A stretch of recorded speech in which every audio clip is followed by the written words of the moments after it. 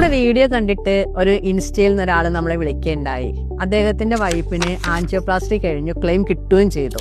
രണ്ടാമത് അതിന് ഫർദർ ട്രീറ്റ്മെന്റിന് പോയപ്പോൾ ക്ലെയിം ഇൻഷുറൻസ് കമ്പനി റിജക്ട് ചെയ്തു എന്നുള്ളതാണ് പരാതി.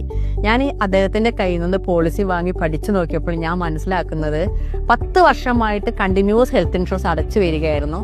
ആ സമയത്താണ് വൈഫിന് ആൻജിയോപ്ലാസ്റ്റി വന്നതും. പക്ഷെ പിന്നീട് ഇത് ബ്രേക്ക് ആയിട്ട് 3 മാസം കഴിഞ്ഞിട്ടാണ് വീണ്ടും ഇൻഷുറൻസ് അടയ്ക്കുന്നത്. ആ സമയത്ത് അത് ഇൻഷുറൻസ് പുതുക്കുകയല്ല ചെയ്യുന്നത്, ഫ്രഷ് പോളിസി ആവുകയാണ് ചെയ്തത്. അങ്ങനെ വരുമ്പോൾ വെയിറ്റിംഗ് പീരീഡ് ഉള്ള അസുഖങ്ങൾക്ക് എല്ലാം വെയിറ്റിംഗ് പീരീഡും വന്നു, നിലവിലുള്ള അസുഖങ്ങൾക്ക് ഇൻഷുറൻസ് കിട്ടാത്ത അവസ്ഥയും വന്നു. അതാണ് അദ്ദേഹത്തിന്റെ പോളിസിയിൽ ശരിക്കും സംഭവിച്ചത്.